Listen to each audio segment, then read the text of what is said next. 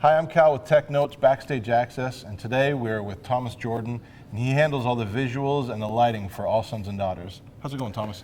Great. Good, man. Yeah. Thanks for taking some time out. I know these days can be kind of hectic, so we appreciate it. Absolutely. How'd you get started doing lighting and visuals? I definitely kind of fell into it. Leslie from All Sons and Daughters, lead singer, she's my wife, and so I'm a math teacher, really, and taught math for 6 years. And they got to traveling so much that they needed an extra hand on the road, and worked out that I was going to be able to do that. And so I'd always run lyrics for Journey, our church, and just kind of like jumped in doing that, and learned a little bit about lights along the way. And this last tour was really the first time I kind of sat behind a lighting board, you know, and really did programming and all that, and really enjoyed it. And it was fortunate, you know, that I'm with All Sons and Daughters as learning lights, because we do like to keep things really simple, so I didn't have to worry about anything crazy. Awesome.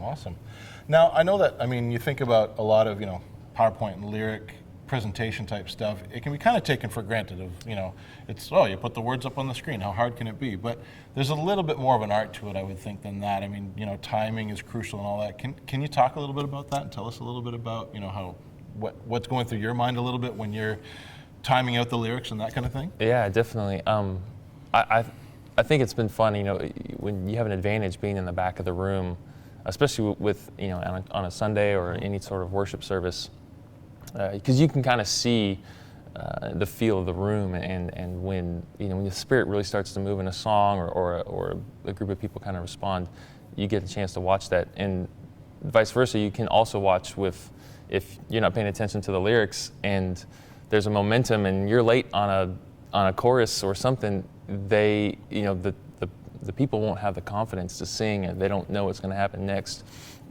And so I don't know. Personally, I feel like it's huge. Absolutely.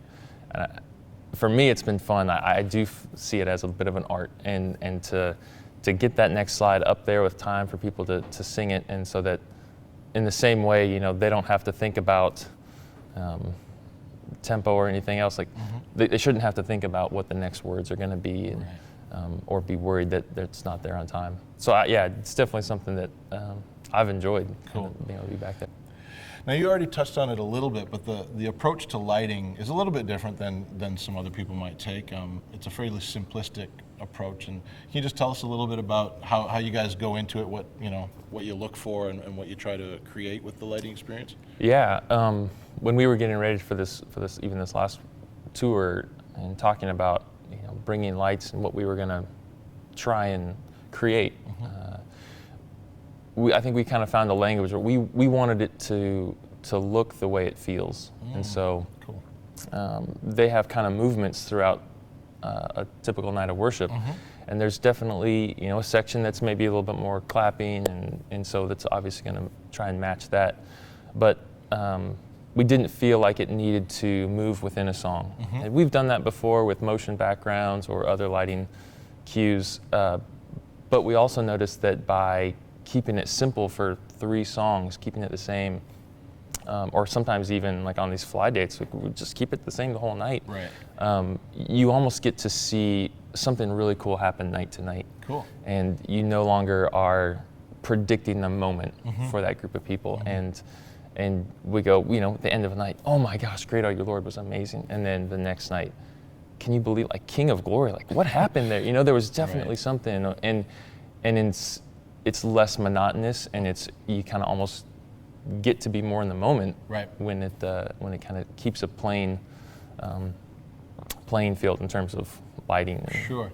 Yeah, it's almost less of forcing a certain feeling and letting that feeling happen, right? With exactly. A lot of lighting shows, it can be, you know, you're forcing an experience, and not for a bad way, but I mean, that's just how the approach is. But this seems to be more of, let's just see what happens, and the lighting will augment that, or just, keeping it real kind of thing. Yeah, and I definitely think that comes out of just the way they lead. You know, there are worship leaders that will ask, you know, hey, can everybody stand? Let's clap our hands. And there's definitely a place for that, because people need to be led at times. But I think they've gone another approach of trying to kind of be more underhanded and feel free to do what you would like, and this space is yours. And so I think it's been fun. It definitely feels like it's just an extension of the way they lead and the worship that they're bringing. Very cool. Yeah. All right, man. We'll just we'll wrap up. What I'd love to hear from you is just any tips and suggestions that for people starting out in this, or people even looking to integrate lighting and lyrics into their worship scenarios. What might be something that they could look to do to even start simply? Yeah.